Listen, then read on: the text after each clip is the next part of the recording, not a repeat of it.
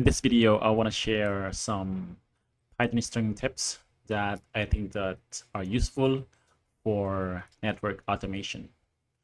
So I have this netmiko code that we can use in order for me to show you these string Python tips that I want to share. Okay, let me go ahead and copy and paste this netmiko code into the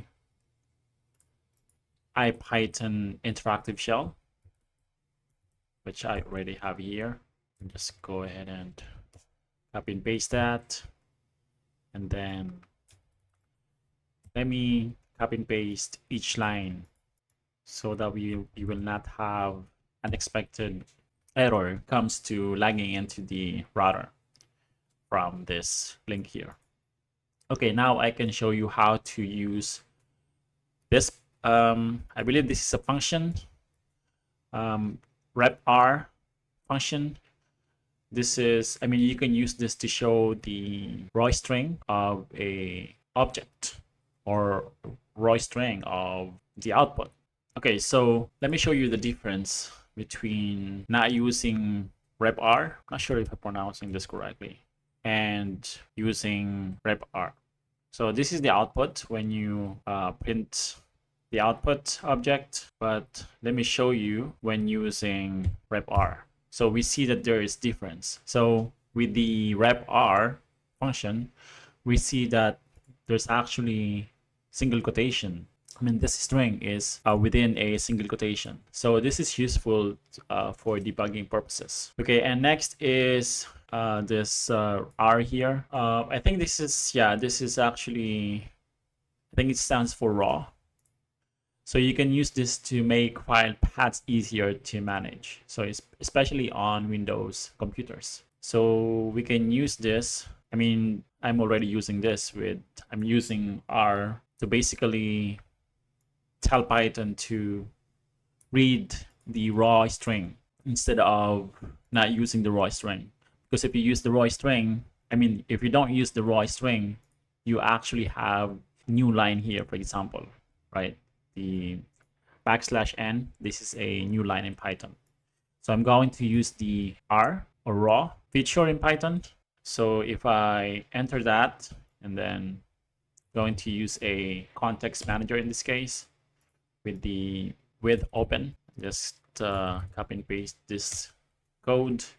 So what I'm doing here is I'm using the width block, and I'm basically saying to open this file with the write permission and save that object as file. And I'm writing the content of the hostname and the output into that file. So if I enter this, let me actually delete this first, because this is the file. If I enter this, I should have that device output that text saved in the current directory, which I have here. Okay, so that's how you can use the raw feature. Not too sure how this is called, but I believe this stands for raw. Next is the len function. So you can use len function to measure the length of a string. So we see that I have a example here. So I'm basically counting the characters of this string object, right? This is a string object, and we can verify that by doing this command here. Yeah, it's a string, and I believe this one is the output object is also a string. Do that. Output, yeah, it's a string. So if I copy and paste this code, I will have the length of the hostname is 12 and the length of the clock output is 31. If you go here, there should be 12. It should be 31. Okay. And last but not least, I wanted to show you the new line escape sequence in this case. So we can use the new line escape sequence to improve output readability, right? So if I enter this code here, we see that there is a new line after the host name, right? And also another new line after the clock info, and another new line after the output. Okay, so those are the string tips that I wanted to share with you.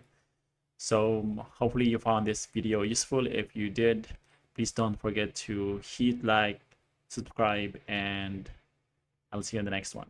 Bye for now.